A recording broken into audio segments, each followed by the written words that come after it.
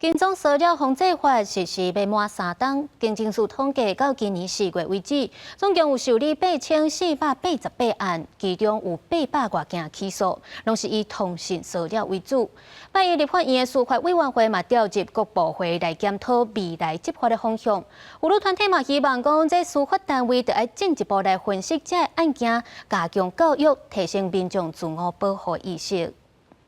我若甲你转去时，我会绝对搁当做伊。一个查甫被绑回感情，直直走去查某引导，甲人搅扰，像这款案件伫社会上可能真正发生。金钟塑料防治法自111年6月到打上路未满3年，8月伫立法院司法委员会也针对金塑法3周年进行检讨，针对立委提出对加害人发出书面的警告，到被害人申请保护令可能让过6礼拜，希望通有其他保护机制，避免加害人搁再犯案。司法院民事厅表示，目前采取行政和刑事双并进行的方式。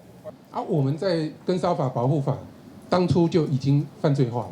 也就是一开始符合构成要件的，就有可能构成刑事犯罪。那刑事犯罪跟这个书面告诫，它是一个行政跟刑事的双轨进行。根据经政署资料显示，111年6月到114年4月，金塑法受理件数计共8488案，有发出书面警告的有5555件，其中真3接看到的是通讯塑料，直直甲人看对咧后壁，监视观察。案件若要成立，需要符合含性或者是性别有关系。有立委表示，有介侪金钟塑料是互讨笑，希望通甲这部分纳入讨论。我发现很多跟骚的人是被黑道讨债的啦，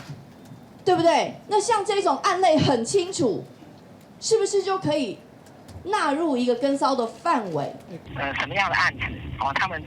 去怎么样去看这个构成要件？什么样的案子